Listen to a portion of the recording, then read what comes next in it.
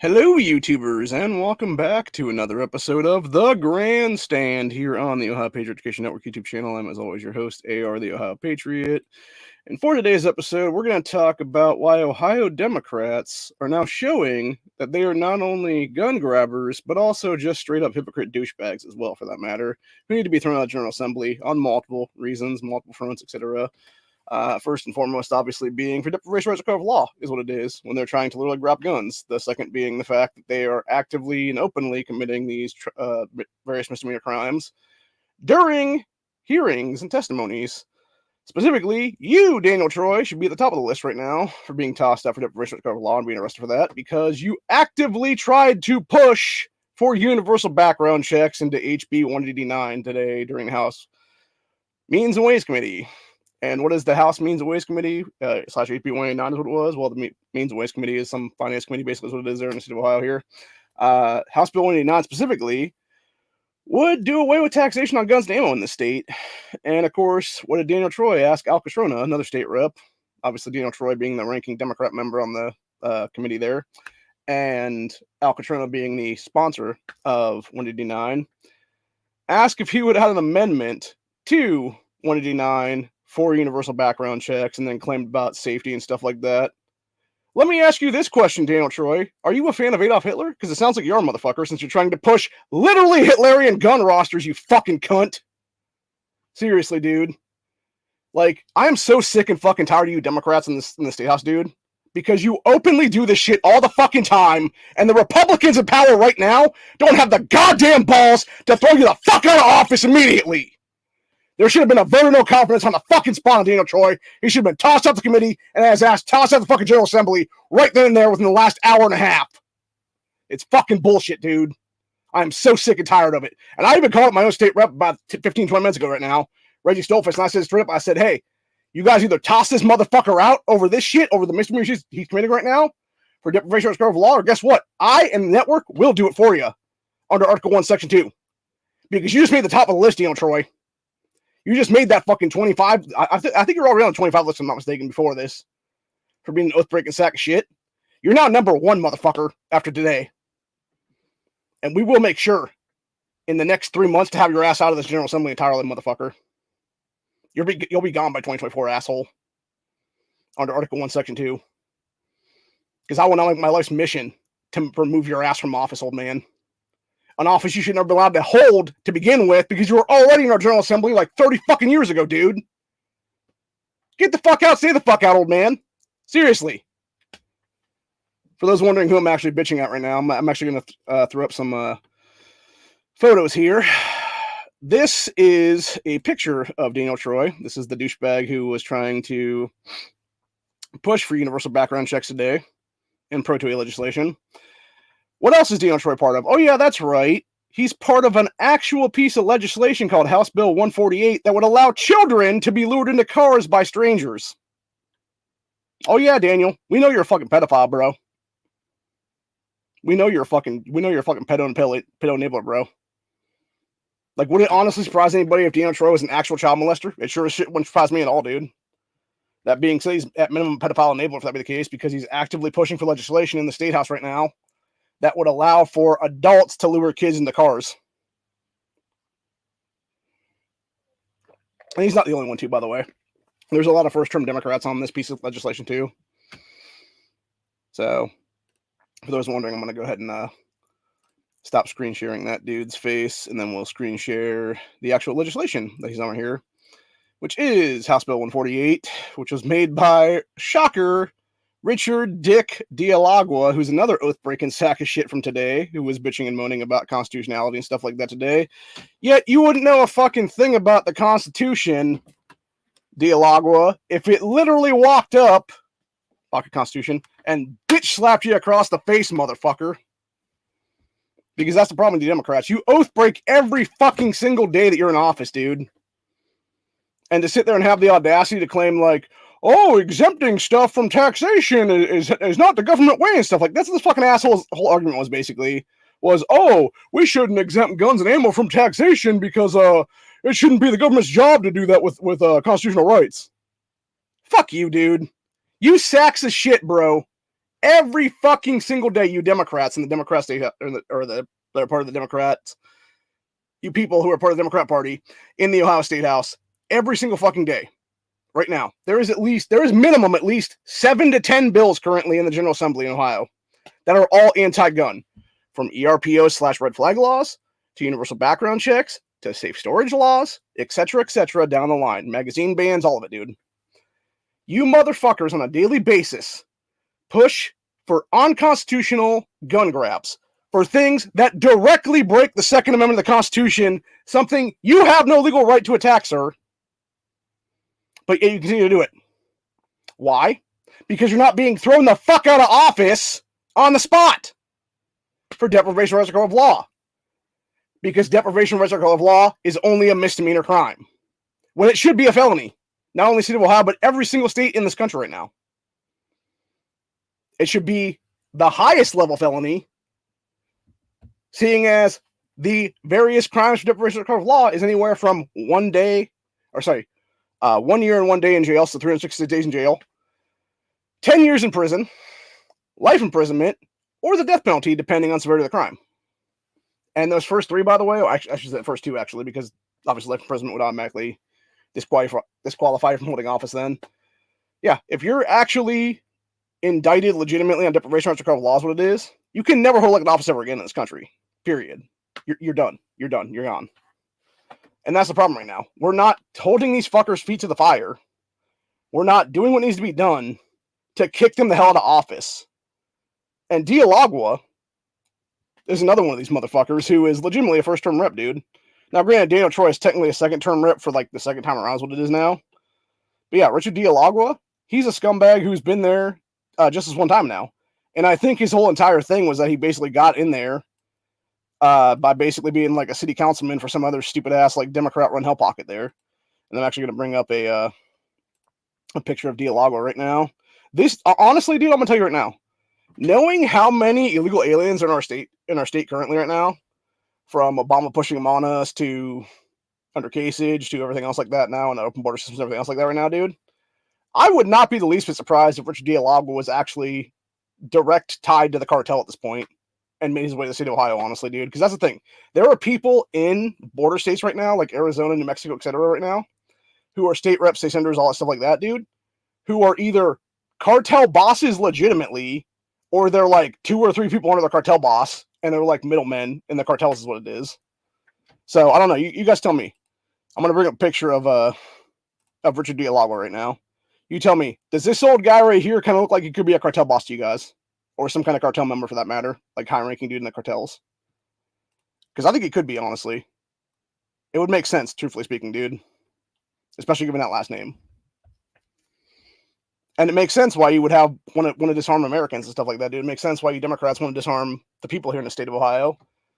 Because you want your MS-13 gang members to come kill us with no resistance. You want your, various other cartels to come out there and take our lives and stuff like that.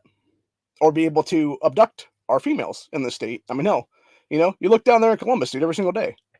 There is reports of abductions throughout the state of Ohio. And specifically the city of Columbus and the surrounding suburbs and stuff like that. I remember a story about a year or two ago, actually. And this is what's sad, too, by the way. This is the kind of stuff that does go unreported, unfortunately, in many cases. But thankfully, I was able to see it on a Facebook Live post or something. That's what it was. There was a girl who was like 18 or 19-year-old black female down there in Columbus. This was like maybe 2 years ago, 3 years ago, something like that. Right around the time of like, actually, maybe longer now, even don't think about it. Maybe more like in 2019, come to think of it now. But yeah, she was basically, she had gone to a Walmart by herself, as one does, get some food, get some groceries for her mom, whatever it was. I'm not sure exactly what it was. Just stop there after work is what it was to get a couple things. Goes in there, gets her bags of stuff, comes back out, goes to her car, goes to unlock her vehicle, and these 2 motherfuckers come up with a fucking basically chloroform rag in their hands and try to abduct her ass into a van. Thankfully, she was big enough and was able to fight their scrawny asses off and get away. But the thing is, even after the fact, and this is where the Facebook Live video came in on it, which was her mother and her aunt basically flipping out about the shit because they're like, dude, we've been sitting here waiting for over an hour and a half, and the cops still have not come to report on this yet. And of course, they were unarmed at the time. So it's like, yeah, you would be scared, dude. You have no firearms to protect yourself. You have nothing to protect yourself. Bat, clubs, whatever the case be, a knife, whatever it is. And you're going to sit there and basically be staring at the door, potentially knowing that these guys could have followed your child home and now be trying to abduct multiple people in the house now. And that's the problem right now, dude. And yet these assholes like Dialogua, like Troy, etc., are attempting to disarm us with this, dude. And the worst of the worst, actually, is Dani Isaacsohn. This dude is a fucking scumbag, piece of shit. He is one of the literal top of the fucking list oath-breaking cunts. When I talk about Daniel Troy being number one right now, Isaacsohn comes in a very, very, very close second right now, dude, to be removed from office currently. If I didn't know any better, I'd think this guy was directly tied to Mama's Demand Action through Students Demand Action. And his whole entire campaign was basically bought and paid for by these stupid fucking cunts to get him into office there, dude. So we're going to go on to talk about him for a sec here as soon as I grab up his photo currently. Hang on, there it is. Yeah, so Dani Isaacsohn is... Oops, wrong thing. This jerk off right here, who had the audacity today during the hearings for House Bill 189 and also 186 for that matter, which is even sadder, by the way. So you're talking, you had him basically talking about being an anti-gunner during pro-choice legislation. You had him being the anti-gunner during what essentially does sort of amount to pro-choice legislation as well, but to a lesser extent because it's Democrat done and stuff is what it is, with 186 being the chip for safe storage essentially is what it would be, except it's not mandatory safe storage. It's basically doing tax exemptions for safes and quote unquote other safety devices and stuff like that. They specifically talk about like trigger locks and shit like that's what it is, you know, specifically where's it now? Like this trigger lock I have sitting right here. Which by the way, according to what Rep. Scott Wiggum said, it was since 2005 these became things with every handgun is what you get in this country right now. Because it became mandatory because of MDA pressure and shit like that's what it is, and Democrat pressure and other shit like that in Congress and whatnot is what it was.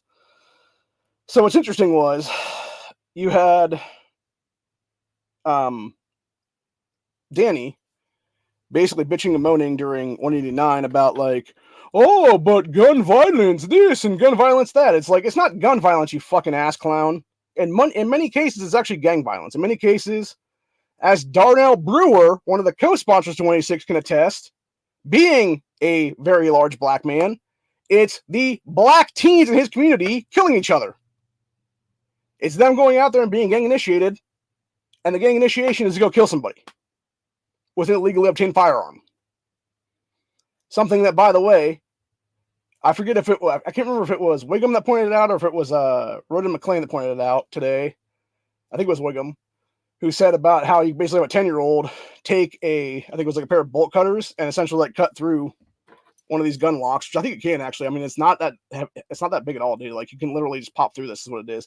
The problem is when you're talking about gun locks and stuff like that, and this is what I forget. I think it was Wiggum that also brought this up actually, which is if you actually had this around a gun and you had it locked up, and God forbid there's a home invasion at 3 a.m. and your gun that's in your drawer now is locked with a safety lock, how long is it going to take you? Like, where's the data to show? How long is it going to take you to take that lock off under pressure, put a magazine in, rack the slide, and be able to go then? It's going to be way too much time, dude. You're already going to have people on top of you with guns of their own ready at the ready, depending on the size of your home, getting to you before you can get that gun out and ready to go. And then, of course, you have Brewer and Sean Brennan bringing up stupid bullshit like so we're actually going to show a couple more pictures here right now. So this is a picture of Darnell Brewer right here, and of course he was basically like rolling his eyes and doing all kinds of like shaking head and stupid shit during 189 too as well, like basically being like, because it was Katrina basically answering questions about various things there. And I wish I had the actual footage and stuff like that, which I can't get right now because it's at the Ohio channel there under the Means and Ways Committee right now. And it's not up for being able to be downloaded somehow is what it is, which really pisses me off because you should be able to download like live content immediately is what it is there. But you had Brewer basically bitching and moaning about stuff like they're doing like, oh no, and like sort of like, hand over face, like, oh, this is a bunch of bullshit that Opportunity was talking about, which it wasn't, by the way. It was actually speaking the truth about gun safety and Second Amendment and stuff like that, and actually having, no taxation on guns and ammo, etc. There's what it is. And if I'm not mistaken, it was actually, and then of course you had, I think it was Daniel Troy again, was the one that brought up having, specifically for firearms manufacturers and stuff like that. So let me grab Troy's photo again here. So yeah, you had this idiot Daniel Troy bringing up the fact of when it came to firearms manufacturers, ammo manufacturers, and stuff like that. Because apparently, according to Catrona, which I didn't know this at all, there are supposedly 1,000 or over 1,000 guns and ammo manufacturers in the state of Ohio. Which I'm like, where are these at, dude? Like, and I would love to have them break that down as how many gun manufacturers there are versus how many ammo manufacturers there are, dude. Because as far as I'm aware, there's only one major gun manufacturer in the state of Ohio, and that's High Point. One of the most indestructible guns ever, basically. A gun that, as the dude at Demo Ranch pointed out, can literally be shot with a bullet from another gun and still function and still fire a round out of it after it's being shot literally in the fucking ejection port area there of the gun. So yeah, that's damn impressive, dude. If you're not impressed by that from a firearms manufacturer, I don't know who you are at that point, man. Because you do that to other guns, dude, and it's going to be inoperable entirely right there from that perspective of stuff. Something's going to break off anyway, if not be, right through the middle is what it would be then. So, anyways, but basically, as I pointed out, though, what you have is a situation of people not understanding the basic ins and outs of stuff. And even Sean Brennan, for that matter, who is probably the biggest hypocrite of all in this whole thing. That's why I mentioned my hypocrites in this title is what it is here. So this fucking guy, let me go and find Brennan again right now. There it is right there. This dude right here, who used to be on, according to his own admission, he used to be on Palmer City Council. That's where he became a legislator at there originally. And then claimed to be a gun owner since he was like 10 years old. And how his grandpa, because he was doing like waiver rounds of a shotgun or whatever when they were hunting one time, grandpa literally slapped him across the face and is like, point that shit down, son. And then was talking about we shouldn't beat people or whatever the case be to like train them or whatever the case be. Had a bunch of MDA cunts behind him at the time basically laughing about it too as well. It is. It's like, no, half of you motherfuckers should get a punch in the face at this point, honestly, dude. Because you clearly don't know anything about anything. And you're clearly oath-breaking sacks of shit, dude. You clearly have defiled your oath to office, both to the U.S. Constitution and the Ohio Constitution, many, many, many times at this point, sir. So yeah, it might be time for you to get a smack in the face, honestly, buddy. Because maybe then it'll teach you actually how to not fuck with the Second Amendment, what it is then, dude. And that's the thing, right? And the thing I love about it most, honestly, is that when Brennan was giving the testimony today about everything, he was talking about bipartisan support and stuff like that between Moms Demand Action and then Buckeye Firearms and stuff like that. It's like, oh, you mean Buckeye Firearms, the same scumbags that came in last year around, the very last hearing, along with the NRA for that matter, when we were doing constitutional carry in 2022, and then sat there and watered it down under DJ Swearingen, having him reduce legislation that was amendment to that thing to allow Terry stops and other stupid bullshit into our state, into our constitutional carry legislation. Bullshit amendments that have now denied a 19-year-old in the state of Ohio his right to keep and bear arms forever now, until he becomes a non-permitted person again. Because shocker, with the Terry stops, with the tinted window shit, you had a kid a few months ago now, beginning of the year I think is when it was, on OP Live, which is the predecessor to Live PD, obviously. Or, sorry, it's the successor to Live PD. Live PD was the predecessor to it, is what it was. You had him stop because of tinted windows and stuff like that, the Terry stop bullshit with constitutional carry there. And he was carrying constitutionally as a 19-year-old in a state you have to be 21 over to carry in. And now he caught multiple felonies because of that. This is the problem with government intrusion, dude. This is the problem when you don't automatically put 18 plus for legislation like that. This is something that I openly advocated for over a year ago was for them to down the age to 18 plus. When you can be 18 and over and serve in our military and go overseas and die for your country, why shouldn't these men and women have the ability to legally carry? Why shouldn't they have the ability to legally constitutionally carry to protect themselves and their families, especially if they have children at that age? Because there are many people now, 18, 19, 20 years old, single mothers, single fathers, even a young couple that has a child. Why should they be denied the right to carry and protect their fucking family from some evil criminal just because you want to fuck around with age restriction? It's a bunch of bullshit, dude, entirely, and I'm fucking sick and tired of it. And that's the one thing that Indiana got right over Ohio, by the way. When they passed their constitutional carry legislation last year, they made sure it was 18 years and older, not 21 years and older. And that's the problem when you have Democrats pushing for age restrictions as well, dude. You have them pushing this bullshit restriction of, oh, you need to raise handgun sales on every gun. Or sorry, not handgun sales. You need to raise gun sales on every gun from 18 to 21 across the board. Why? Because you're a fucking sack of shit oathbreaker trying to deprive people of their rights at this point? Is that why? Yes, that is why. Because you're a bunch of scumbags. And when you're openly advocating for shit like Daniel Troy did today, with universal background checks and the pro-2A legislation, the same fucking goddamn bullshit that both Catherine Ingram, who has now flip-flopped our General Assembly in the last election cycle, who should be out of office right now because she was fucking termed out in the State House last year, and then she went over to the State Senate now. She and Tabby Golonsky, during constitutional carry in 2022, were trying to push through universal background checks and red flag laws. Pieces of legislation that should have seen them tossed out of the fucking General Assembly on their asses right then and there, dude. Should have been an immediate vote of no confidence for both those fucking cunts. Been like, nope, sorry, you're done here. Vote of, fucking 50-something plus to 40-something plus, vote of like 50 or 60, whatever it was, to like however many Democrats had at that point, like 30-something. Been like, sorry, you're gone now. Get the fuck out of the chambers. Sergeant at Arms will arrest these people right now. Take them off. Cart them off to the fucking jail where they belong. That's what it is. And that's the problem right now, dude. That's truly how government should work when it comes to criminals, dude, within it. It should be them being removed from the spot, from office, and arrested on that spot when they are openly trying to deprive Americans of our constitutional rights. But that's the problem. It doesn't happen in many, many cases.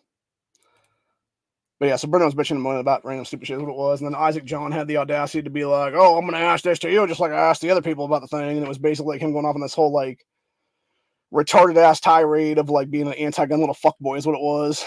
And it does make me wonder, like, dude, why are you even in the State House right now? Like, seriously. Like, that's a serious question to Dani Isaacsohn right now, dude.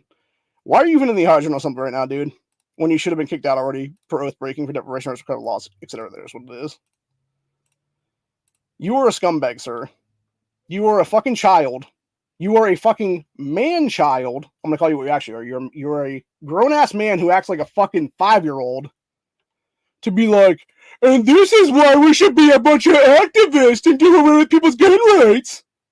No, you should take your fucking BLM terrorist ass, buddy, back out the fucking General Assembly, bitch, and go have them arrest you for, I guarantee, the crimes you helped commit like 3 years ago when you all busted up the State House windows there and defamed the fucking and defiled the shit with various graffiti and stuff like that, dude. By the way, since that happened 3 years ago, there still has 0 people being arrested for that, dude. There's no people being arrested for that at all.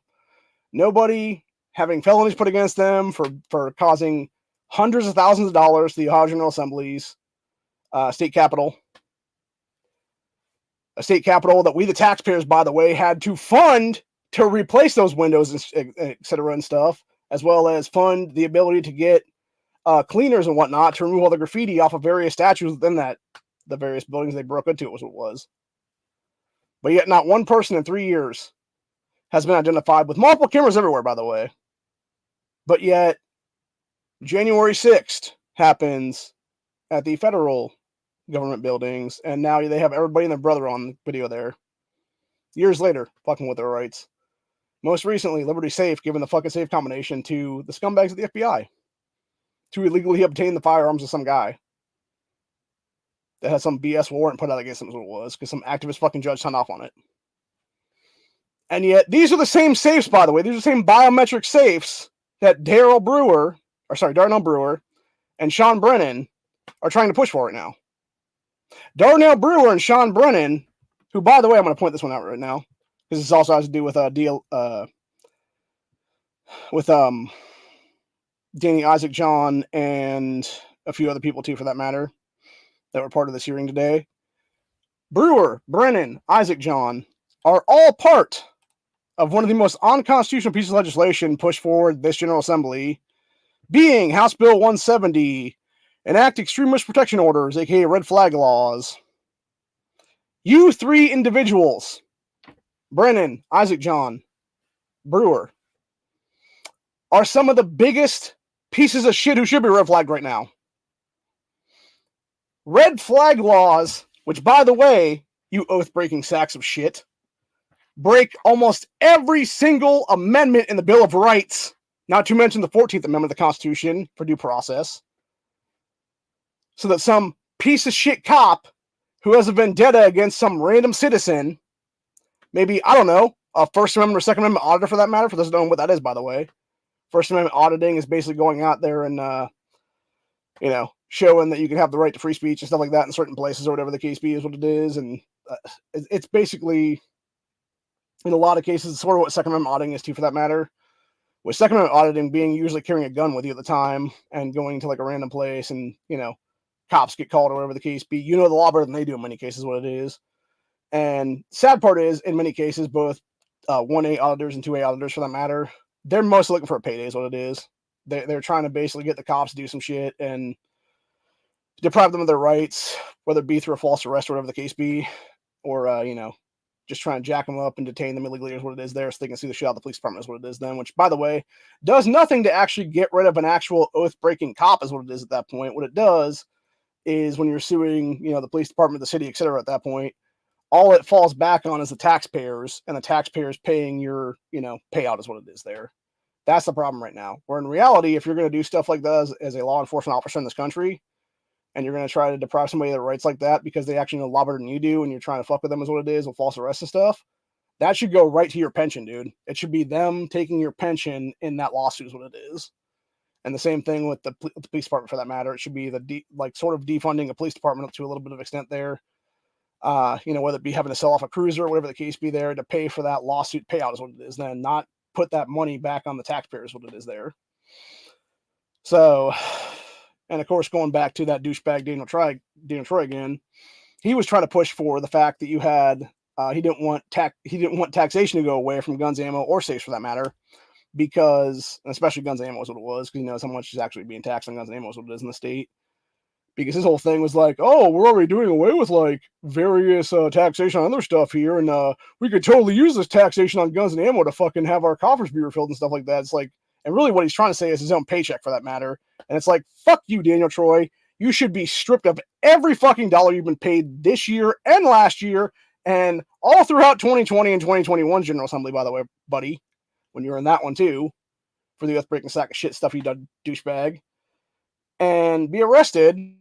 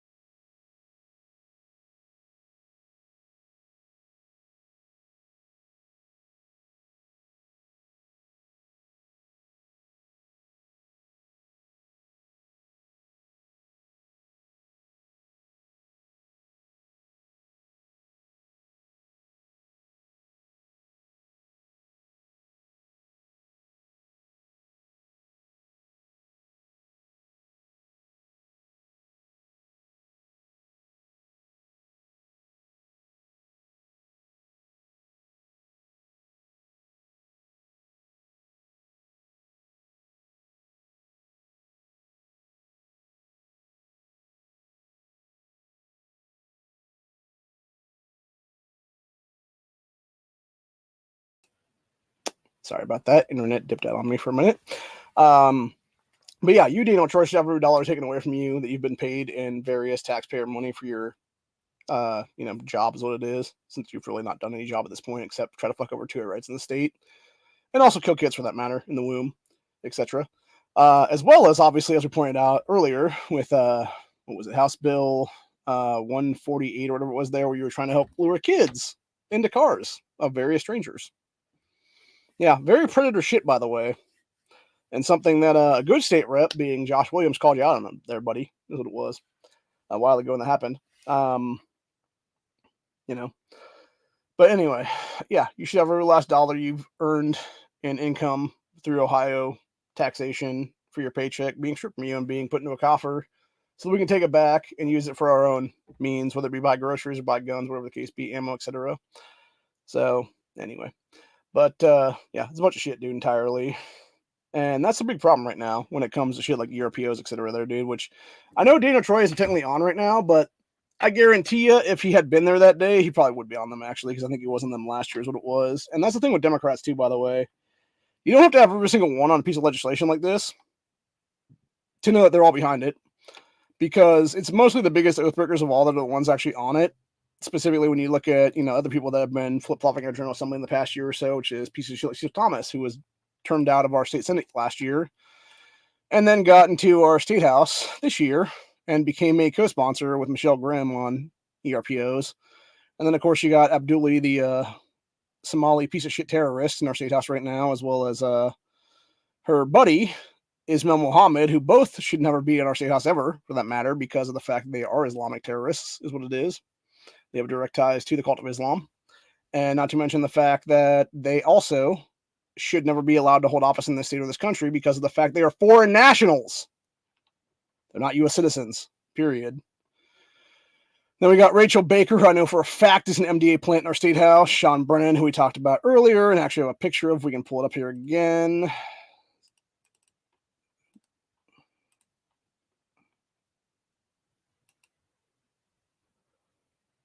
Sorry, gotta grab up Brennan's picture here. Let's see, that's Isaacsohn. All right, where's Brennan? Yeah. Then we got Oathbreaker Sean Brennan as part of that 2A legislation, or part of that anti-gun legislation for House Bill 170, which we're going to bring back up right now. And then we'll pull up other stuff too, for that matter. Then we got Juanita Brent, who's been in our state house for a while now. You got Darnell Brewer, who is the other idiot who's part of this gun safe stuff there. And let me go ahead and re-screen share here. Darnell Brewer being this dude right here, who wants to actually blame guns for the problems of fatherless homes in his fucking district. And that's the thing, man. If this guy really wanted to have a conversation about stuff, and I might honestly, if I can get down to the state house before the end of the year is what it is, dude, I might sit there and have an actual conversation with this man about that stuff. And it's like, bro, it's not the guns that are the problem. It's these fucking teens and, even kids at that point, 9, 10, 11-year-olds and stuff like that, who are living in a fatherless home, living in a single mother household, etc. Most of the time that is on the welfare system, by the way, in the state of Ohio here. And instead of actually having a good, solid parent, or parents for that matter, because it should be a family unit of both parents coming together and being a solid parental force for them to have as inspiration to, go to and want to strive to be, is what it is, and be a good person is what it is there. And the thing is, when you don't have a father in your life, you're looking for any father figure you can get. And where are most of them at, dude? They're the ones leading these gangs. That's what it is. And so, of course, you're going to have these 8, 9, 10, 11, 12, 13-year-old kids, the Kia boys out there, going out there, joining gangs of fucking, and then being a gang of their little buddies with them and stuff like that, and then going and stealing cars is what it is, man. And that's the issue. When you're not charging those kids, these teens, etc. there, as adults in your district, when you have these Soros-paid prosecutors, etc. out there, or maybe not even Soros-paid, maybe they're Bloomberg-paid for that matter, these shitty-ass prosecutors, these Democrat fucking jackasses should have been in office to begin with as an actual county prosecutor / DA. They're not charging these punk-ass little punks as fucking felons, as adult felons, when they should be. And then you wonder why you have repeat offenses by the same fucking, 10, 15, 20 people is what it is, dude. Because that's the thing. It's not like it's like thousands of people going out there doing this stuff. It's these small-ass gangs of like maybe 20, 30 people at most in an area. And then they branch out to other areas in a lot of cases. And then maybe there's another group from wherever that's like 15, 20 strong, whatever it is, dude. And now you have a bunch of other stuff. I mean, hell, AK Nation News actually talked about this a while ago. Like the last couple of weeks now is what it was. Where it was here in Ohio. You had a gang down in Columbus area there who it was back in the beginning of 2020, I believe is what it was. And they had been following them between 2018 and 2020. It was an 18-month investigation to finally get these guys. And by the way, these were all adults, by the way, at that point. It was one white guy and a bunch of black dudes that were this gang. And you legitimately had them committing, I think it was like over 1,000 felonies or something crazy like that between the like 15 people in that gang is what it was. And this AK brought up the fact that if you actually had those dudes, because it was basically like this line of people at the top and this line of people at the bottom is what it was. Because I think it was like, I want to say it was like 12 or so, give or take. And he's like, yeah, you could basically take the top half, make them as one gang, take the bottom half, make them as another gang, and it would be two separate gangs in that area then doing stuff. But instead, they were just one mega gang is what it was then. And that's the crazy part, man. And then you have other gangs out there doing all kinds of crazy shit. I mean, there's one around here in Canton that I know about who was like some of the heartless felon people is what it was, dude. And then of course you have like these little sets of people is what it is around here, which again, I'm not totally up on the gang life is what it is because I'm not a gang banger is what it really is, honestly. So I don't know exactly what the names of these people are is what it is, dude, when they call them gangs and stuff like that. I just know what the media reports a lot of cases and stuff like that. That's why I know the heartless felons by name there because I think they were originally based in Cleveland and they came to like other parts of Ohio, like Canton and stuff like that. And it was one of their sects around here, like one of their little offshoot ones is what it was, who was doing a bunch of shit around here and killing people and stuff, dude. By the way, there is a reason why there are certain places, even in Canton, that I won't drive into because you know why? I know as a fucking white guy, I'm not going to drive back out of them if I were to drive down the wrong road. So you know what I don't do?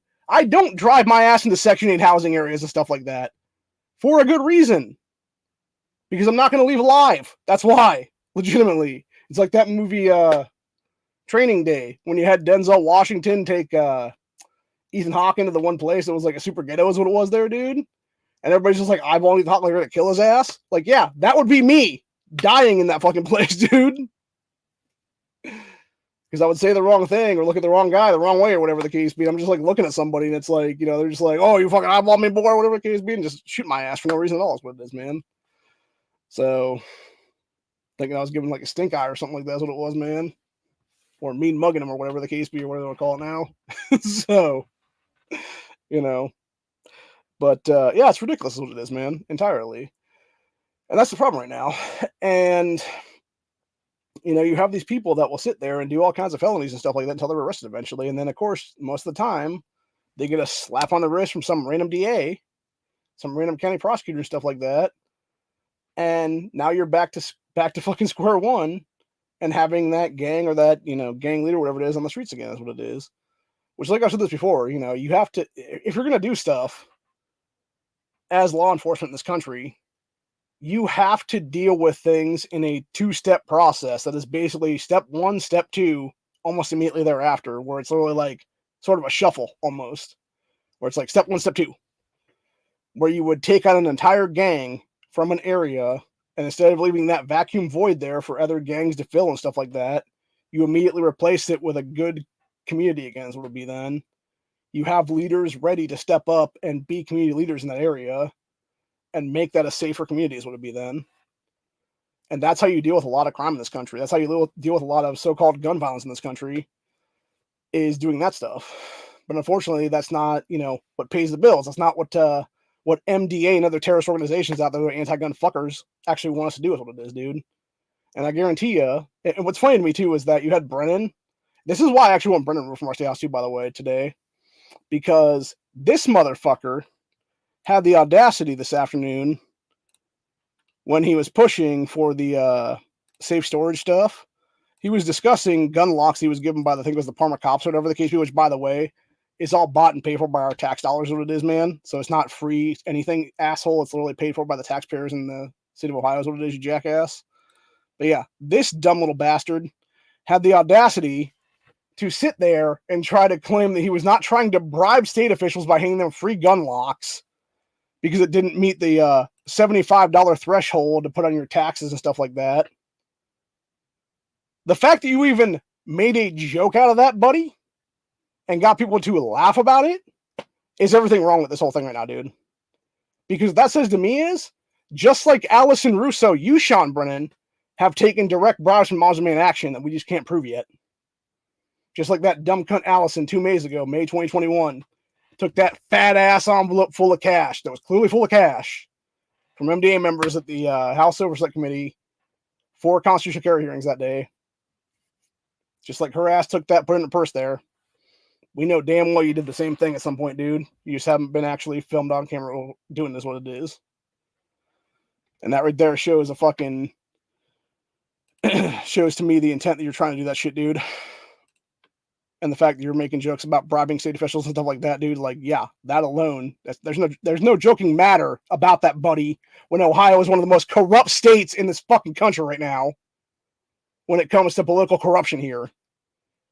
And that's what I said. Not only should Householder have gone down for HB6, man, there should have been everybody from DeWine to Householder to fucking, like, half of the fucking things, including that idiot Frank LaRose, going down with him there.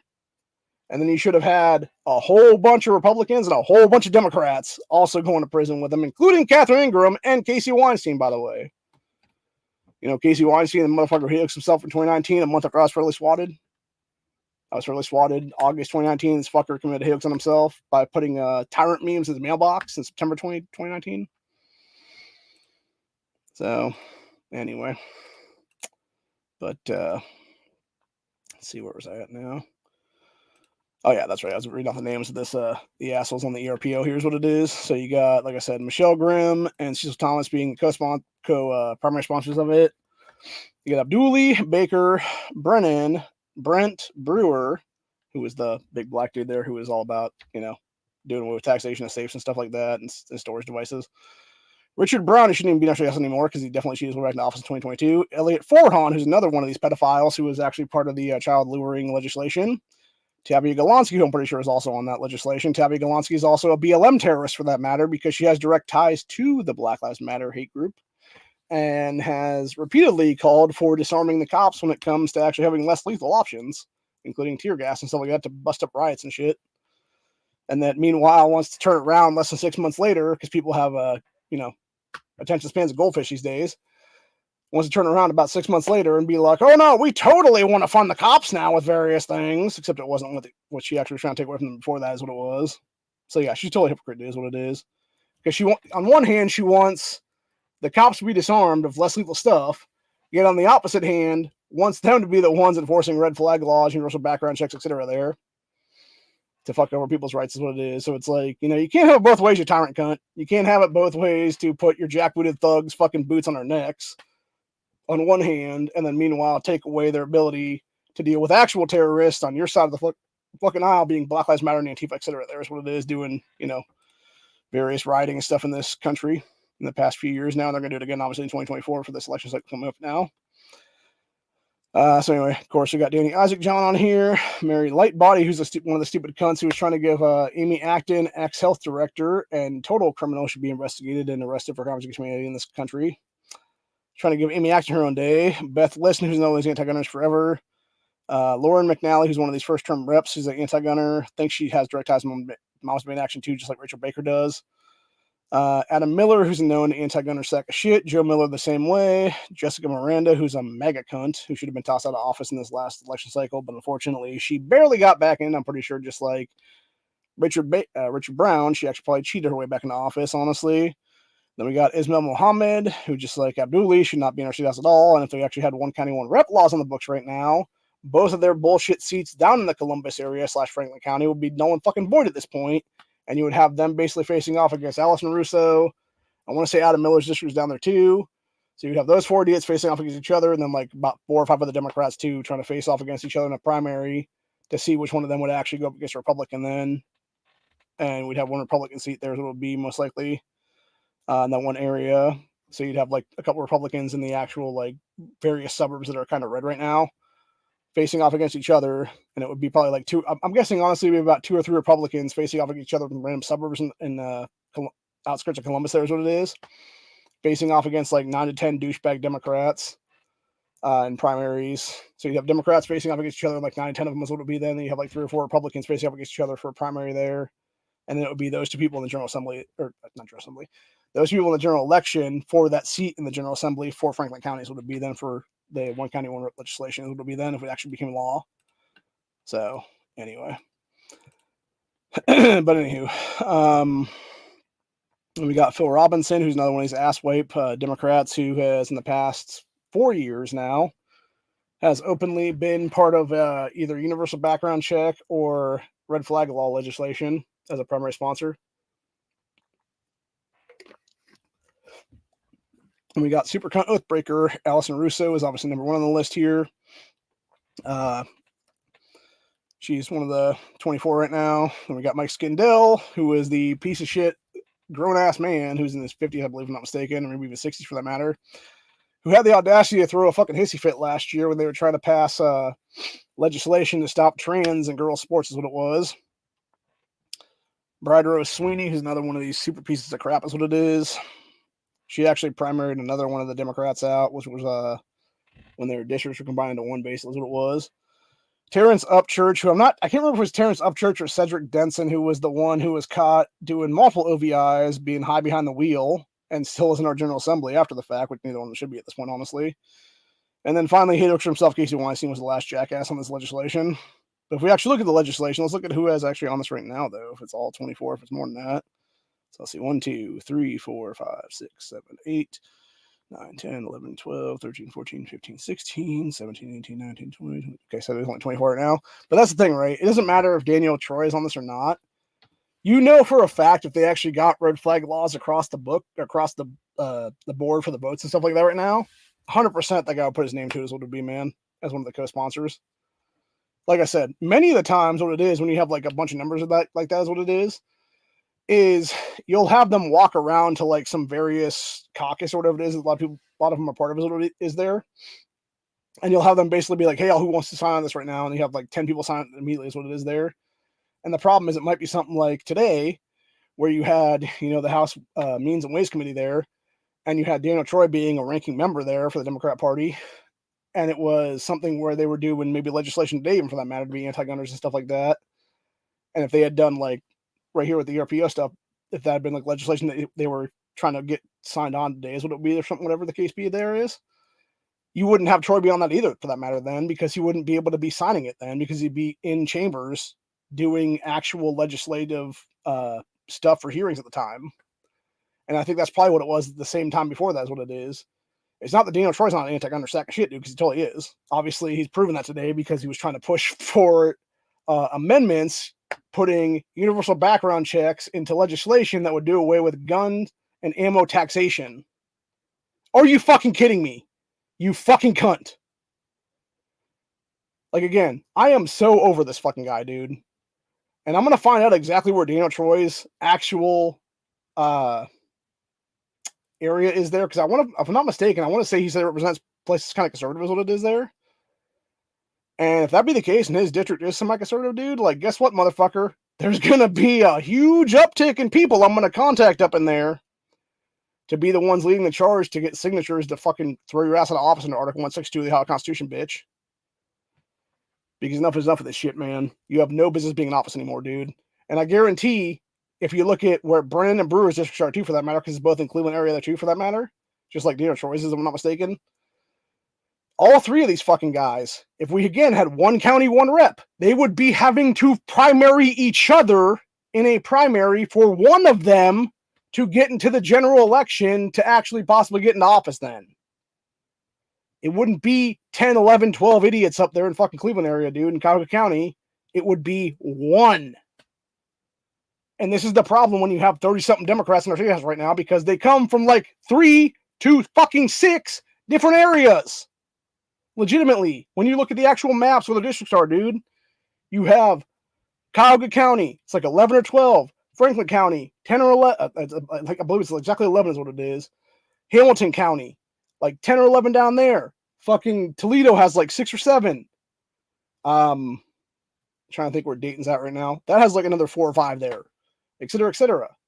And this is the problem. They add extra districts to places that shouldn't have them to get more seat representation is what it is. And like I said before, dude, even my own seat rep, Reggie Stolfus here, man.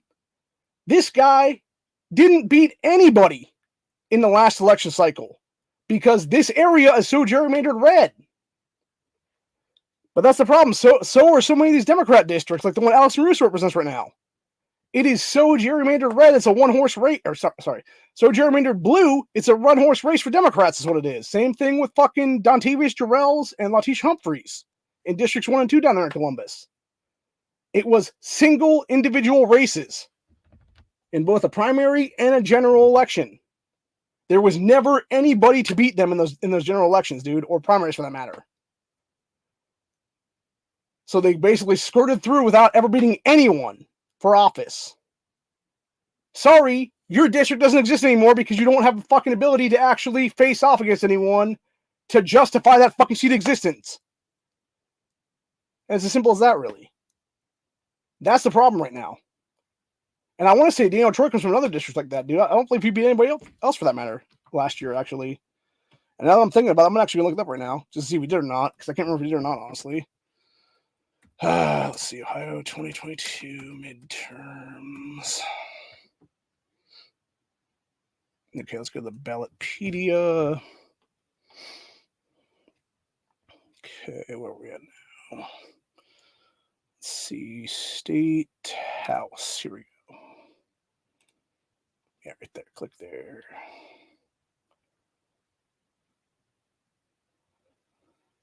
Okay, let's see here now. We're actually going to spend about 10 to 15 minutes right now going through this whole thing of exactly who all got into office without even having to beat anybody. Here's what it is in 2022. Like I said, Districts 1 and 2, Dontavius Jarrells, Latish Humphreys. No Republican opponents. They got in by default. Mohammed barely beat J. Josiah Lanning. A lot of these were barely ones. District 5, where Richard Brown technically got back into office. That should have been investigated with an election audit, actually, for that matter, because 100% Ronald Beach IV was beating Brown by at least a couple hundred votes, dude. And then all of a sudden they declare it for Brown like 2-3 days later is what it is when they like find several hundred votes. And that's what it is. It's a bunch of shit entirely, dude. And like I said, going back, got District 7, Russo, nobody. District 9, Abduli, nobody. District 12, Brian Stewart, beat nobody. District 15, Richard Dialagua, one of the oath-breaking sections we talked about earlier, who looks like a fucking cartel boss, beat no one. Another Democrat there. Let's see here. Going to other ones. District 20, Terrence Upchurch, beat nobody. District 22, Juanita Brent, beat nobody. And both those people were on red flag laws, by the way. Okay, I guess Daniel Troy technically did beat a guy named George Phillips, whatever. District 26, Cedric Denson beat nobody. Because again, so gerrymandered blue. Jessica Miranda barely kept her seat in District 28. Cindy Abrams, Republican, beat nobody because some random Democrat chick didn't make the ballot. Tom Young, who was actually on the Means and Ways Committee, pretty much beat nobody because nobody's going to write in independent Meg Overman. District 38, Willis Blackspear Jr., beat nobody. District 50, my state rep, Reggie Stolfus, beat nobody. District 51, Brett Hudson-Hillner, beat nobody. District 59, Lauren McNally, another one of these fucking anti-gun sacks of shit, beat nobody. Because there was literally a couple independents on there, but nobody really voted for these guys is what it was, dude, especially not the write-in at the very end there. Chris Jordan, may he rest in peace right now, beat nobody in District 60, and now somebody else was put in that seat instead of it being an actual election again. Mike Loychek, who actually is a pro-2A guy in the State General Assembly, beat nobody. Shannon Ray technically beat Christina Collins, but whatever. I was going to say she beat nobody because I didn't realize the second person didn't make the ballot. Thaddeus Claggett beat nobody. Because again, nobody wrote right in Daniel Crawford into the fucking race, pretty much, dude. District 73, Jeff LaRue, Republican, beat nobody. District 76, Marilyn John, beat nobody. District 78, Susan Manchester, beat nobody. Jenna Powell and James Hoops, 80 and 81, beat no one. Tim Barhast, who took over for Nina Vitale in that seat, beat nobody. Roden McLean, who actually had a really good piece of thing today, and I actually gave him props on that one on Twitter earlier, because he was actually talking about the hypocrites in Hollywood, basically teaching our people how to shoot guns. But then the problem was he was saying it from perspective of we don't teach kids gun safety is what it is, but then was basically saying, oh, they should be scared of guns then. So fuck you, Roden. You know, again, you wouldn't be in office otherwise, dude. Bob Peterson, who shouldn't be in office either, for the matter, because he gave Democrats a bunch of fucking anti-gun first hearings in the House Oversight Committee. Beat no one.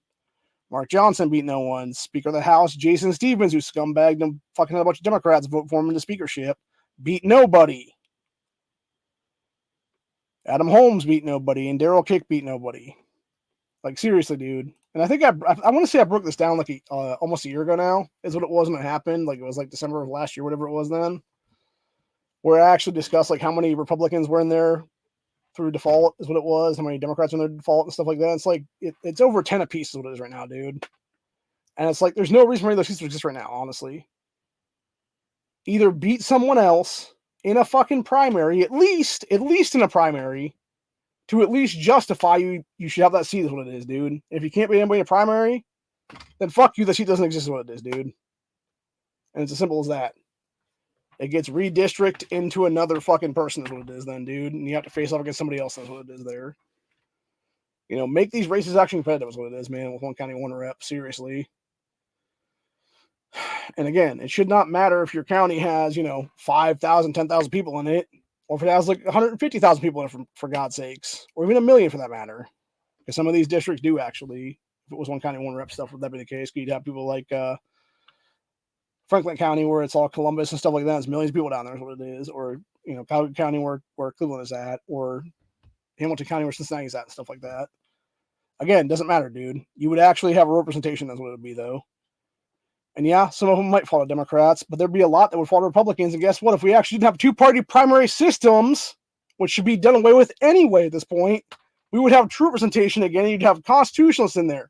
You'd have libertarians, internet libertarians, Green Party, Cyber Party, all that stuff like that, dude. Across the board. Hell, you might have Democrats actually identifying as communists now, for God's sakes. And if people were stupid enough to vote in there, put a person in that says, I'm going to vote for somebody that's, going for a Communist Party seat or whatever the case be, or a Socialist Party seat, okay, then whatever. Those people are fucking retarded, probably shouldn't have voting rights ever again is what it is. But again, that's their fucking choice, dude. To vote in some commie piece of shit then. At least, and that's the thing I've said before, I'll say it again, man.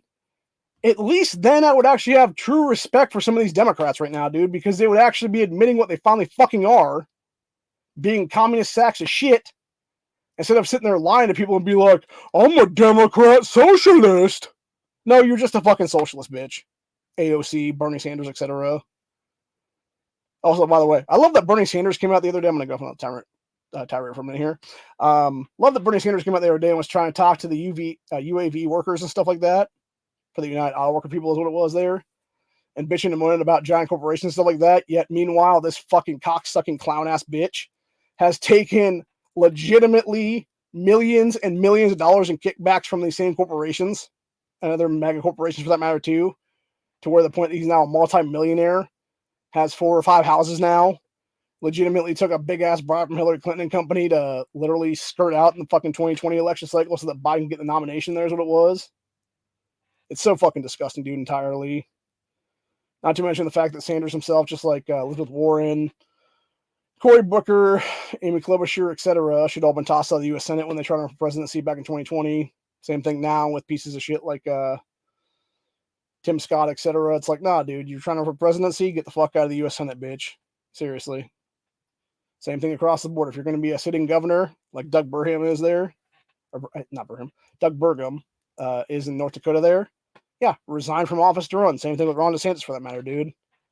Florida had that on their books for him to do that, but then of course he made sure that Republican legislator there fucking turned shit around so you could basically skirt the system then and fucking run for presidency anyway as a sitting governor then. It's like, nah, bro, get the fuck out, because obviously you're not going to be in Florida doing governor shit then, dude, unless it's like a hurricane coming through or whatever the case be. You're out on the campaign trail doing campaign stuff, and you have your lieutenant governor, who should be the governor right now, assuming governor duties while you're not in the fucking state is what it is, buddy. So what the fuck, dude? Just make her the fucking governor, jackass. Seriously, it's the same thing with Burgum, dude. I'm not sure who your lieutenant governor is right now. But again, resign from office, make that dude or that chick, whatever it is, make them the fucking governor then. And have that person take over actual responsibility permanently is what it would be then. So, anyway. I'm just so sick and tired of it all, man. And like I said, I have no problem with leading the charge to remove Daniel Troy from office at this point, based on the shit he pulled in the last basically 2.5 hours now in the House Means and Ways Committee here in Ohio, when he literally tried to push for an amendment into legislation to do away with guns, do a taxation on guns and ammo, to add in a universal background check element. Fuck out of here, old man. You oath-breaking sack of shit.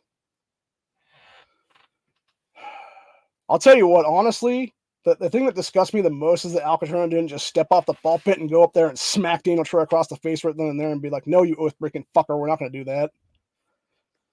Because he needed to, honestly. Like, going back to what Sean Brennan was saying, like, about 15, 20 minutes after that, about his grandpa smacking him in the face and he was fucking around with a gun and stuff like that, pointing all kinds of directions.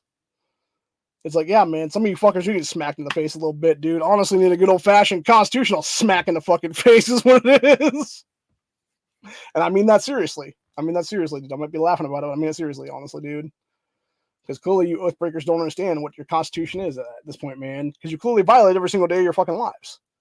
You know, when you're pushing for anti-gun legislation, when you're pushing for anti-legislation, etc., when you're pushing for actual legislation to allow child molesters to lure fucking kids in the cars, like you did, Daniel Troy, along with Abdullah Mohammed, etc. there. Elliot Forhan was another one of the people on that legislation. I bring up Forhan's name, obviously, because he's also on this, also on ERPOs here as well. Yeah, it's you pieces of crap, dude, that are doing all kinds of fucking child molestation shit, and then you try to gaslight people to claim that people on the right are doing the stuff. When in that case, that is not the case in most cases, honestly, dude.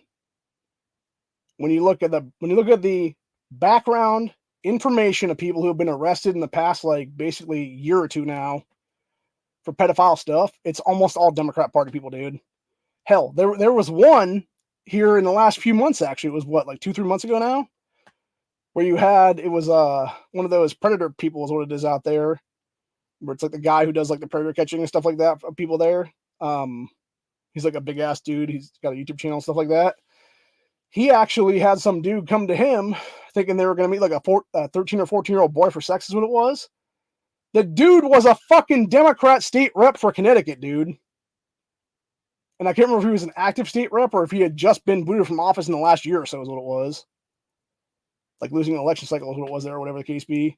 But yeah, he was either an active state rep or he was a previous state rep for the Democrat Party is what it was there. And it's like, are you fucking kidding me, bro? And this shit is happening all the time, man. And then you wonder why pieces of shit like Daniel Troy are trying to bring Hitlerian gun rosters to the forefront here. Gee, I wonder why. Maybe because you're also pushing pedophile legislation, buddy? And you know, people might actually, I don't know, kill you because of that? Just saying.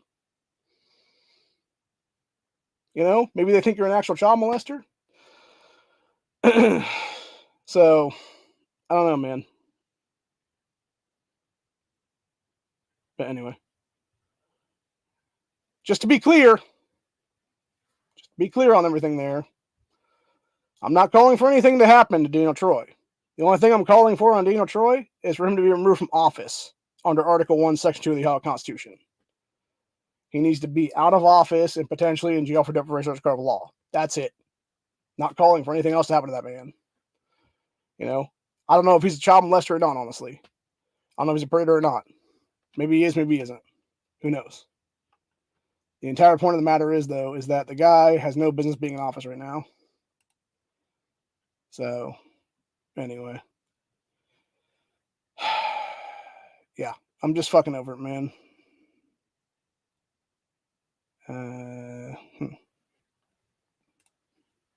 That said an email pop up here, but I don't know. But yeah, needless to say though, Daniel Troy, you're a piece of shit, dude.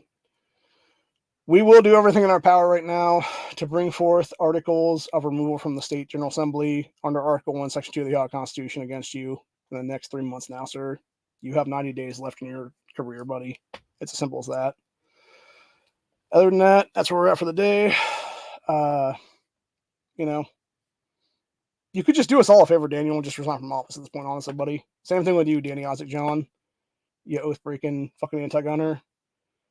You could just simply resign from office right now, and we won't do the same thing we're going to do with Daniel Troy with your ass, which is Article 1, Section 2, you out of the General Assembly there is what it is. So, anyway. Other than that, hope you guys enjoyed this episode. It is definitely time to get rid of oath breakers under state constitution in the state of Ohio and other states for that matter as well. If you have the ability to recall politicians, recall them immediately. If you don't have the ability to recall politicians, but you have something similar to Ohio has with Article 1, Section 2, where you can actually remove members of the General Assembly from office by petitioning and stuff like that, which is sort of similar to recall voting, but not entirely is what it is. Do that, because there's a lot of people right now, if they are pushing for anti-gun legislation, if they are pushing for anti-life legislation, if they are pushing legislation that would allow for child abduction and child luring into vehicles, maybe they shouldn't be holding office ever in this country, because maybe they actually are a child molester, or at least a pedophile enabler for that matter, where they're trying to enable others to do child molestation on kids. Which, given the fact that Troy put his name on that legislation, which was HB188, potentially, he falls into both categories for that matter, dude. I don't know. Maybe he does, maybe he doesn't. But the fact that at least I would say he's enabling others to, molest children, not okay, bro. Not okay. Not okay at all, dude. And I'm going to go ahead and bring that article up again, what I was talking about earlier there, which this is from a few months ago. We're going to read this right now before I finish off today, so we know what we're talking about here in this whole thing, man. Easier for evil people to commit crimes. Ohio Democrats push to amend state's child enticement laws. Critics say Democrat bill would effectively legalize luring children to strangers' cars. So Democrat lawmakers in Ohio are pushing for a legislative change, being House Bill 148, which, like I said, it was Dialago was the main sponsor of that. It was Tabby Golonsky, Daniel Troy, Terrence Upchurch, Elliot Forhan, Lauren McNally, that Abdulli woman, and Sean Brennan, who were all part of that, which, honestly, interestingly enough, it's funny that Sean Brennan brings up the fact that he was a teacher. We're going to go ahead and show Sean Brennan's face again in this whole thing, dude, because this dude also, I guarantee, is a pedophile, too, for that matter. Yeah. Tell me this guy's look like a child molester right there, dude. Like, if I was to gauge anyone in a teaching role that would be 100% a predator, it would be people like Sean Brennan, man, 100%. So yeah, the fact that he's one of the few state reps that actually put his name on this piece of shit legislation, dude, should tell you everything you need to know about this man. So anyway, yeah, it says Democrat lawmakers pushing Ohio for legislative change that would decriminalize luring kids into vehicles unless the state can prove that the child was lured with a sexual motivation. So the bill, co-sponsored by a quarter of Democrats in the Ohio lower chamber, would amend the state's criminal code to require that a person act with a sexual motivation to commit the offense of criminal child enticement. The proposed change not only puts a new burden on prosecutors to prove sexual motivation of children, but it would also remove a provision stating that adults must have permission of a child's parent or guardian to entice the child into a vehicle. So, and what they mean by enticement, for that matter, is it's like, say it was something where potentially my brother and my sister-in-law were both sick or whatever the case be, and they couldn't go pick my niece up from school that day or whatever the case be. My mom and I happened to be down there to, hang out with the family and stuff like that. And they're like, hey, can you go pick up my niece from school there is what it is. And I'm like, hey, come over here, get in the car is what it is. Like, that would be considered child enticement, even though we would definitely have permission from the parents to do that is what it would be. So,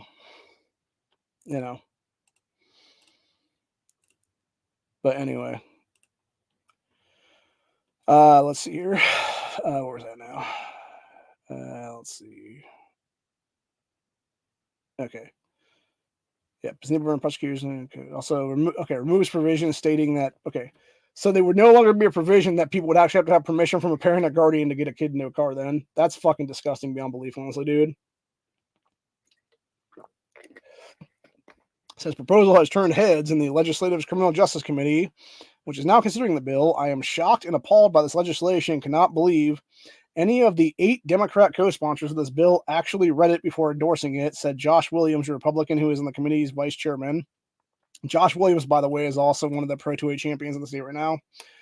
He is a first-term state rep. He is the one who's actually, well, he's not only a Pro 2A champion, he's also a pro-life, child champion, actually, is what it would be, because he's trying to do away with the drag shit in the state and trying to force these pedophiles the fuck out of our state, basically, by doing the whole drag story arc crap, because it's obviously adult entertainment is what it would be then.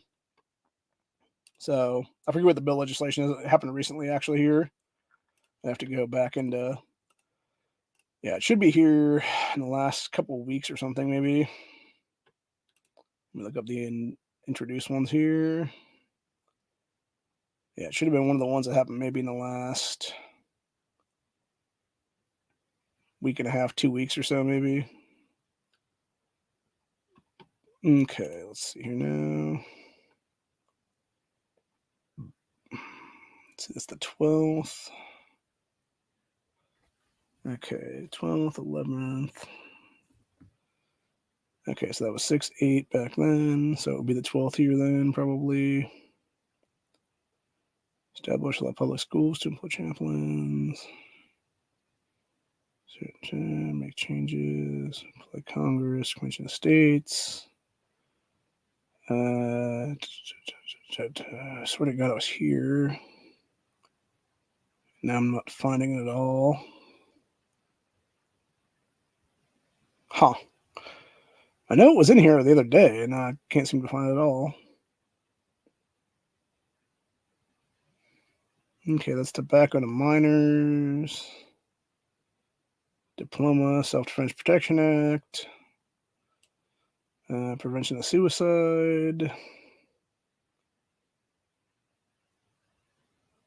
Alfred Pleas, Never Act Alone Act, Adopt Resolution, America's Readiness.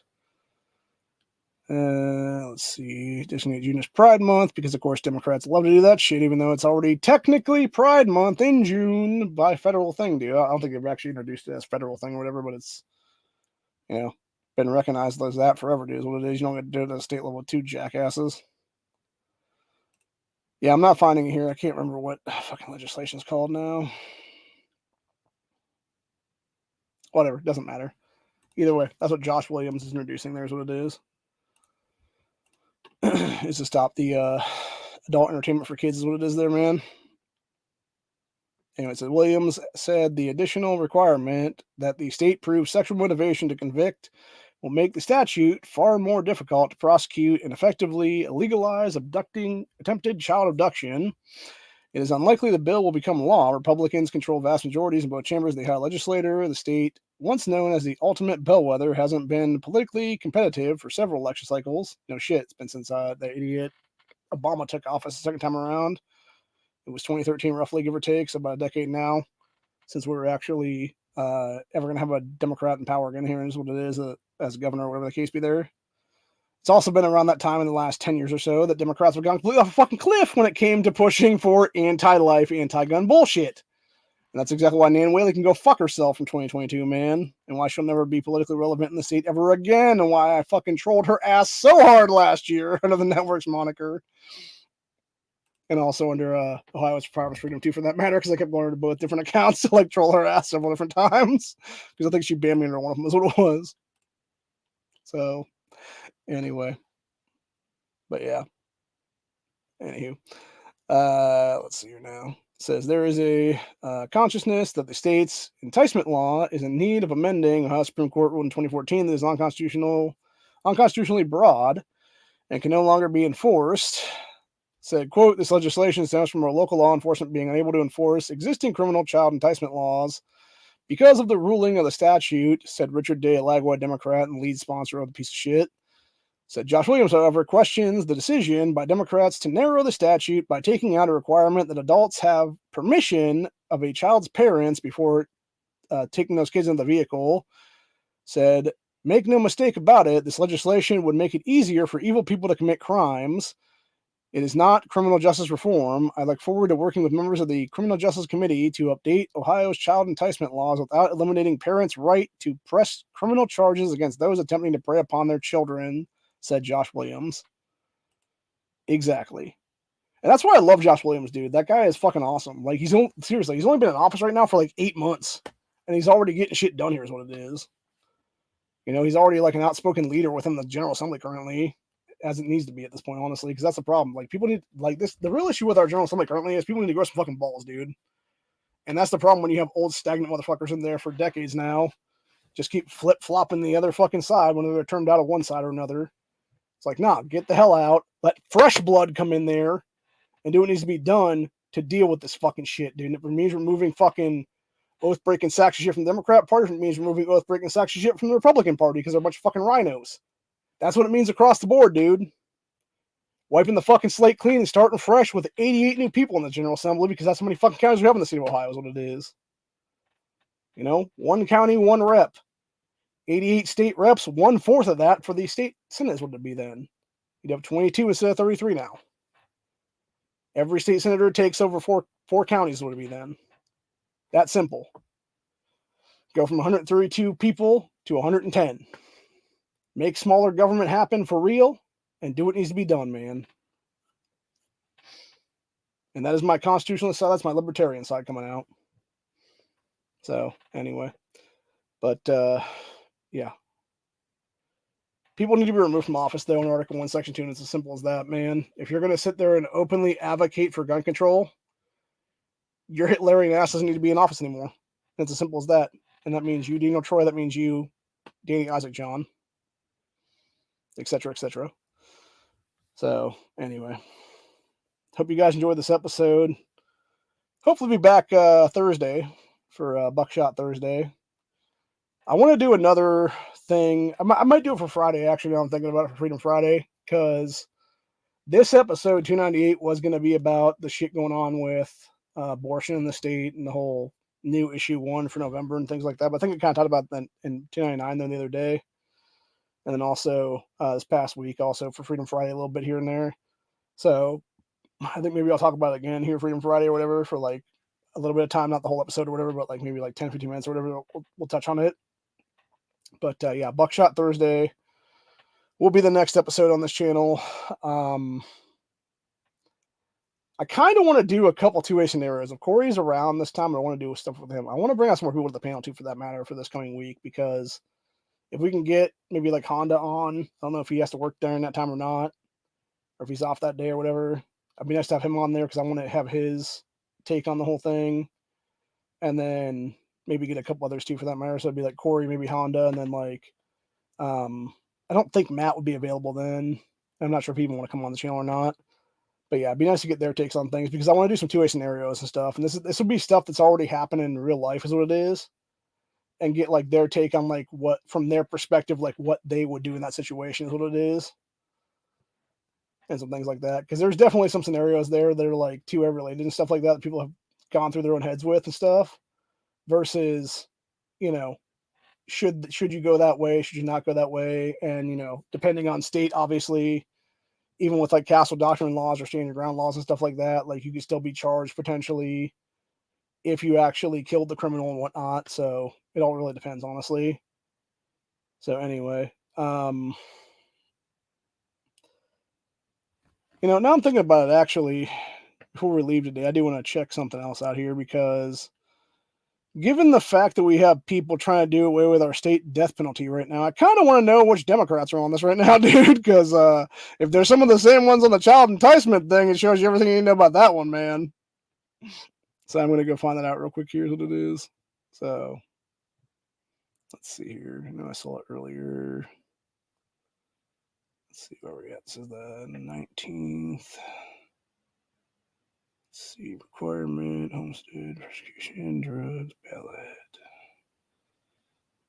Okay, so this is all from today. Actually, this was an interesting one, which was House Bill 272. It was introduced yesterday. It would allow concealed carry in certain buildings with a courtroom. So apparently, I guess this was done by Adam Matthews and Justin Pazel, who are two guys that were put into our state house. I think Matthews won in the General Assembly last year. I know Justin, I believe, was the one to go for Chris Jordan, maybe. But yeah, basically what this piece of legislation would do is it would actually, as it says here, to allow concealed handgun licensee, so you have to have a concealed carry license to be doing this, carry a deadly weapon or dangerous ordinance in a building or structure that is not a courthouse, but in which a courthouse is located if court is not in session. So that's interesting. So it's not a courthouse, but if it has like it essentially would be like a multi-purpose building, I believe is what it's here there. Is what the legislation was about there, is what it was. So it's pretty interesting. And then got some other ones coming out today. Here's what it is. Let's see. Number of state ballot issues concurrently based on prior. Oh, that's interesting. Huh. So this actually makes sense. This particular one here then, because that would mean that the abortion issue for November would become issue 2 and not issue 1. Yeah, let's see. Specify states' questions on issues appearing on ballots must be numbered consecutively based on previous election. Again, Matthews and then Bob Peterson were part of this one. So essentially what they're saying is issue 1 should not be issue 1 again. It should be issue 2 now. And then we would be issue 3 then, if that be the case then. Makes sense. Let's see here now. Where are we at? Let's see. China drug deal, minimum wage, ranked choice voting, prohibiting. Let's see. Fraud events, modify alcohol finance law, Ohio Fairness Act. Includes Space Force and armed services, armed and uniform service. That's interesting. Let's see. Prohibited gas. Second Amendment Finance Protection, a Privacy Act. That would basically be so credit card companies can't fuck you over there. Is that what that one's about? Should have been done months ago, by the way.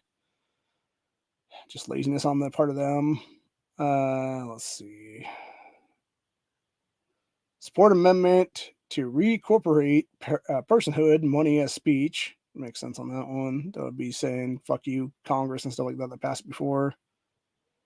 Or actually, the Supreme Court, I think, that passed that one a while ago, where it's like corporations can be people or whatever. It's like, no, they can't, assholes. Fuck you. Let's see. Where are we at now? Maybe it was the second one. Let's see here now.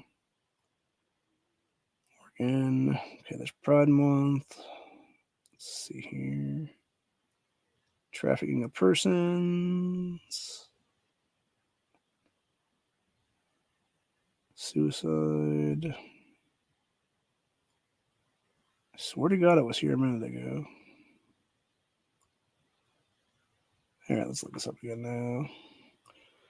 Replica motor vehicles, regulation, workers' disclosure, convention of states, changes regarding off-road vehicles, department vacancies, increased fine for repeatedly selling tobacco products to minors, established stuff, suicide prevention, involuntary treatment for mental illness. Let's see, revise stuff and act, Self-Defense Protection Act. Let's see, patriotic license plate. 101, offered plea, tax exemption for disabled vets, human trafficking, Never Act Alone Act. Let's see, June is Pride Month. Designate World Refugee Day. Fuck off. I guarantee that's Democrats, by the way. Of course it is. Of course it's fucking Mohammed. Of course it's Mohammed and Abduli as the first two fucking names on that shit, dude. Yeah, people who are literally fucking foreign nationals in the state General Assembly right now. Fucking ridiculous, dude. For those that haven't realized, I hate fucking Islam. Like, I'm gonna be very, very clear about that, man, because it's a fucking terrorist cult, is what it is.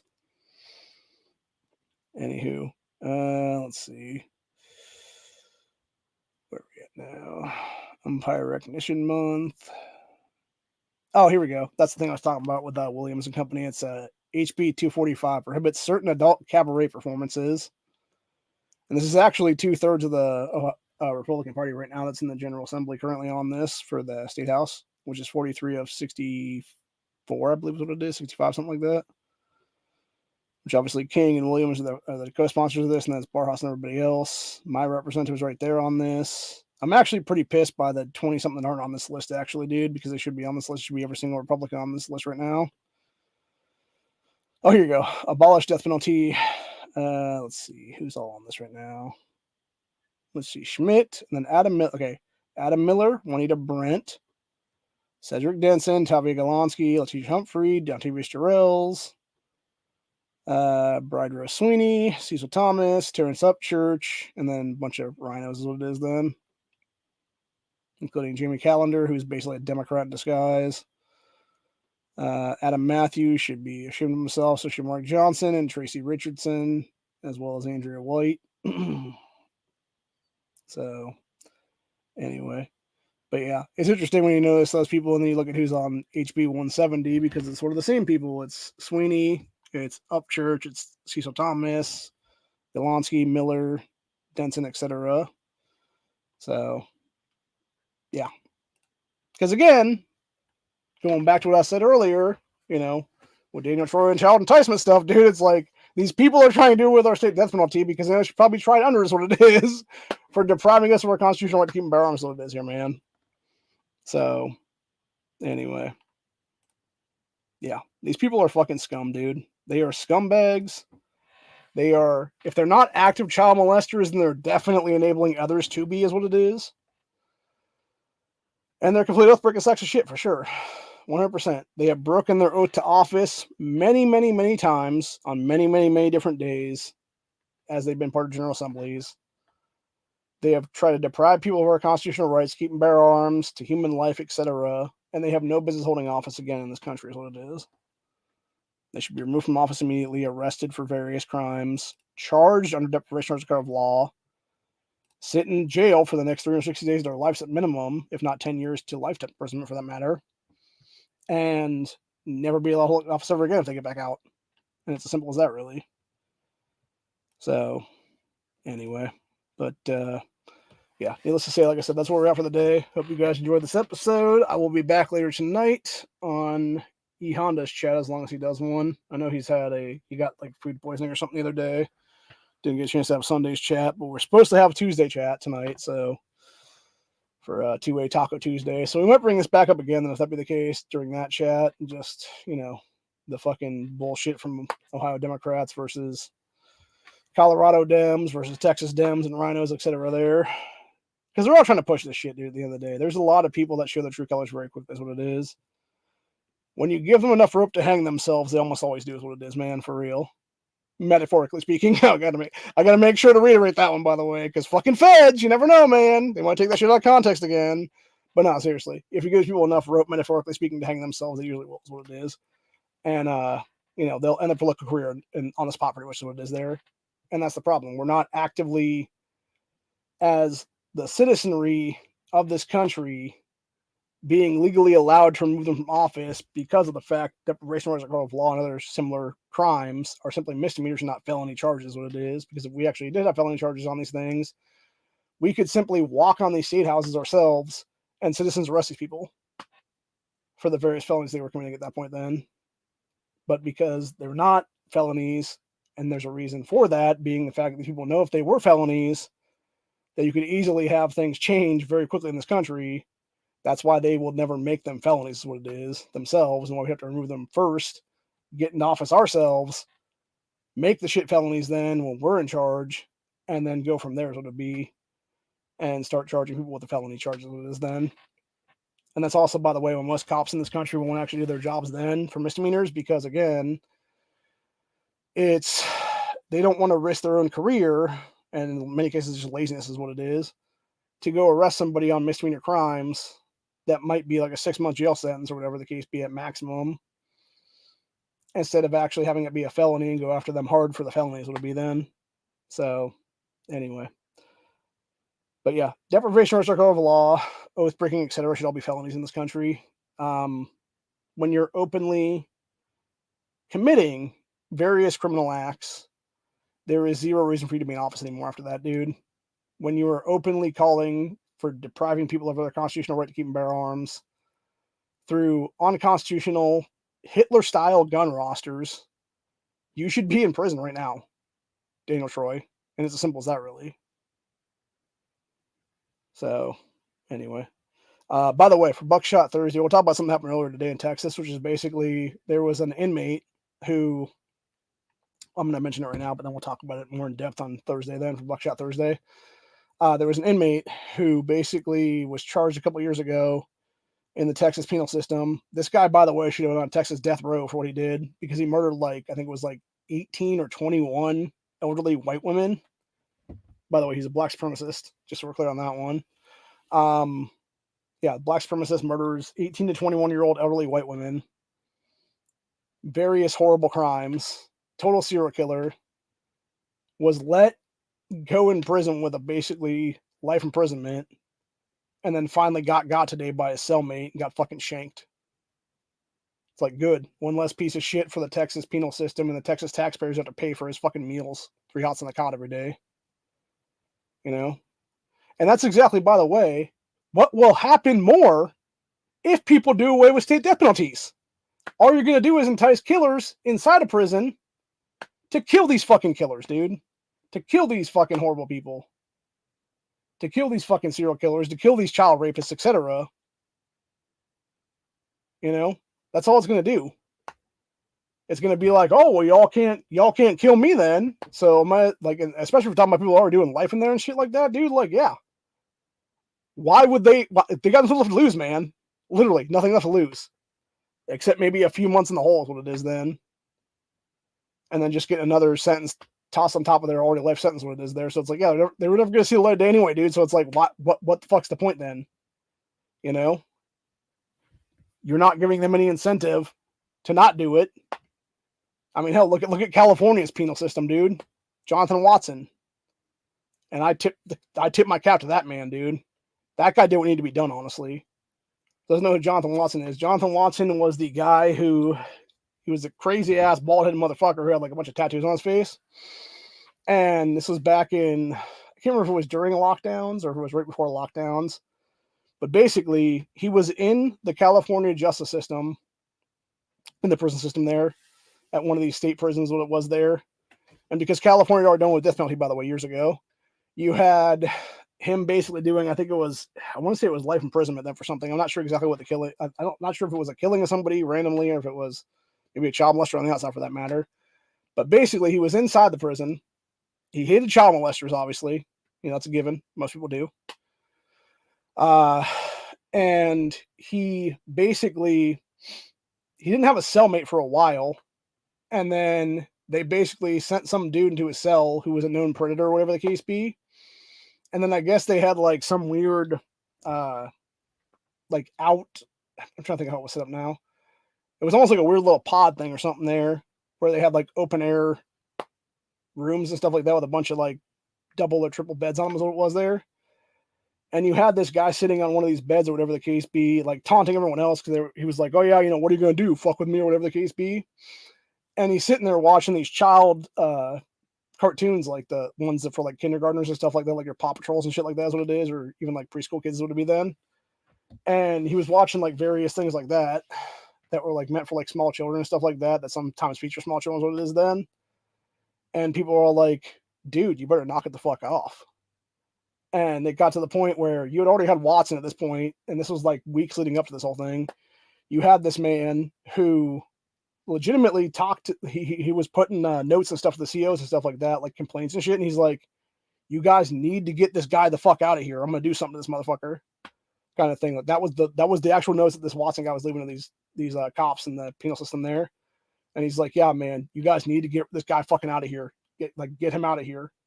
Get him out of here or something bad's gonna happen, kind of thing. And the cops didn't listen, obviously, because they're stupid. And so you had these guys were like, this has been weeks going on with this guy, watching this stuff and stuff like that. And then one day he went up to this little TV he had or whatever the case be and was popping the shit on again. One of the guys was like, oh my God, not this fucking guy again or whatever the case be. And Watson's like, chill out, bro. I got this. Fucking whacks this guy to death right then and there. I forget exactly what I think he pulled like a piece of the bed or something off is what it was, like a piece of pipe from the bed or something, and just fucking whoosh, whoosh, fucking just goes to town on this guy, dude. Proceeds to make his way out of that area, which by the way had no COs on at the time, goes into a corridor area, which has like another area for various inmates and stuff like that. Proceeds to come face to face with another guy who's in there for human trafficking charges.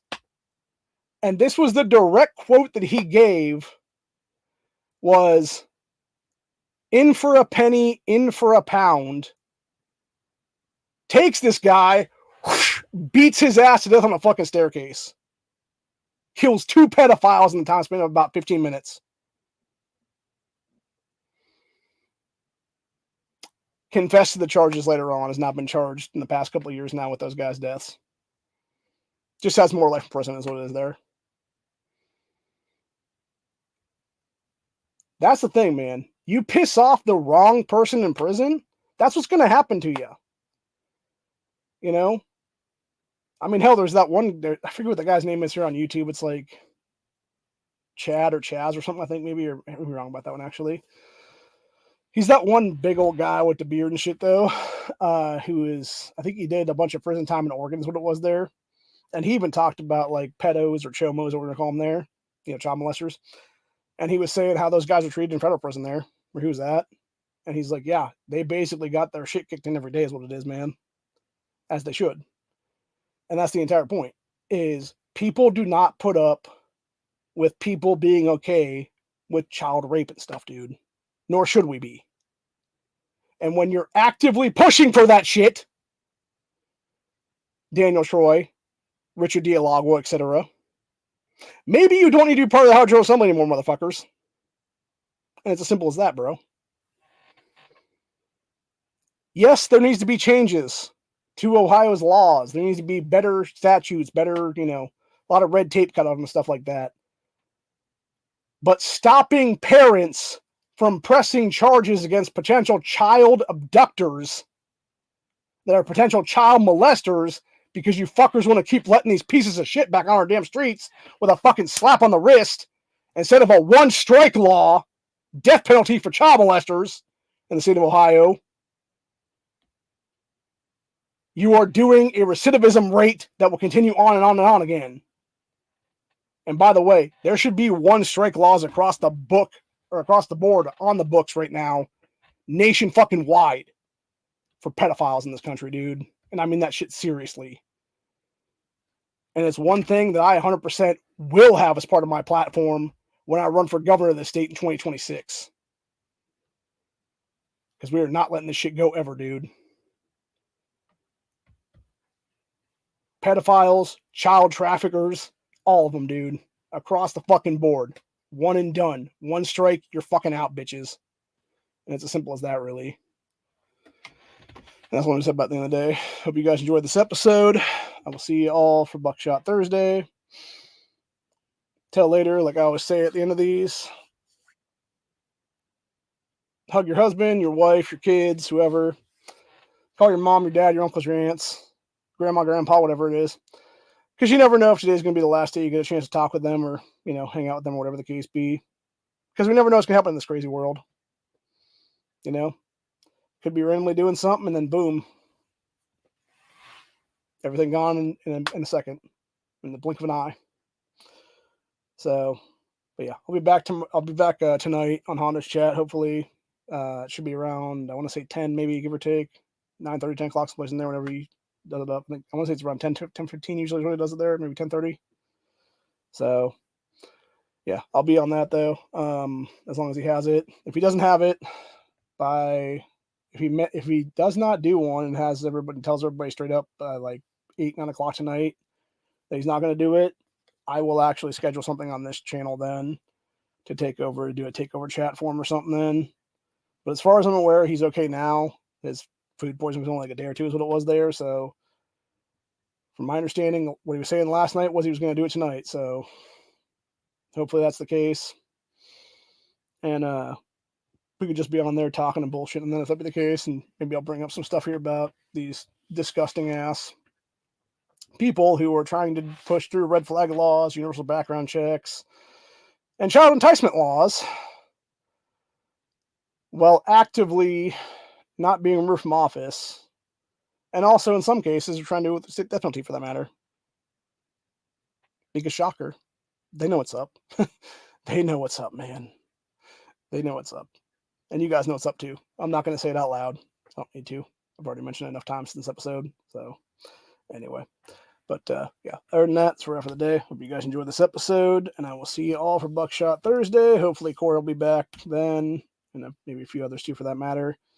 And we can do some 2A scenarios and 2A panel kind of thing is what it is then. But other than that, we will do Buckshot Thursday. We'll be doing Freedom Friday on Friday afternoon. And then I think what we might do actually is change Surly Saturday, which was going to be done last week. I didn't get a chance to do it though because I fell asleep. Depending on how much I am up for it or whatnot, I might just do it as like a Saturday afternoon chat if that'd be the case, like before Matt's geek chat on Saturday night then. So that way it would be like a lead into that maybe. So it'd be like 5 to 7 or 6 to 8 or something like that maybe, or like 6 to 7:45, somewhere in there.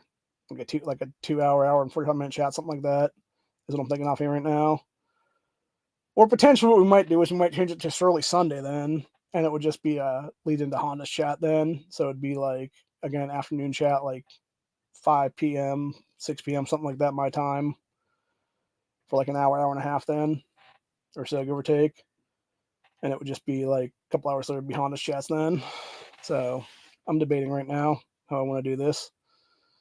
I know Corey said he wanted to start doing stuff again on his own channel, so, you know, might just have him take over the moniker if that be the case and just do it on his channel then for Surly Saturdays or something then. But anyway, I don't know. I'll talk with him about this stuff tonight, maybe, if he's on, and do a couple things there is what it is then. And do a few things here and there is what it'll be then. So anyway, but yeah, next time this channel will have a thing is Buckshot Thursday 100%.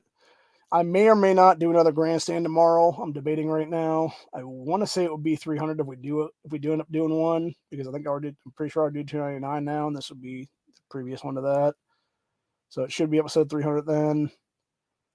And I'm debating if I want to do one tomorrow or not. It depends, because I got some stuff I got to do, errands to run and whatnot. So if it is done tomorrow, it would be probably around this time tomorrow, like 4 or 5 o'clock, whatever the case be then.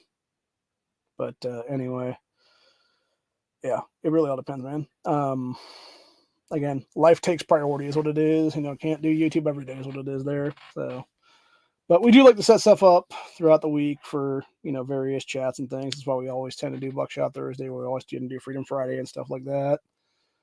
So, and then of course I sprinkle stuff throughout the week is what it is there. But anyway, definitely thought it was a good idea to talk about the Oath Breaking Sack Shits Day while it was still fresh in my mind here in Ohio, because people like Daniel Troy, Dani Isaacsohn, etc. need to be removed from the General Assembly right now. And if the Republican Party is not going to do it on their own, then it's time for the constituency to do it ourselves. And Article 1, Section 2, these motherfuckers out of office is what it is. And it's as simple as that. Hope you guys enjoyed this, and I'll see you all on the next one. Later.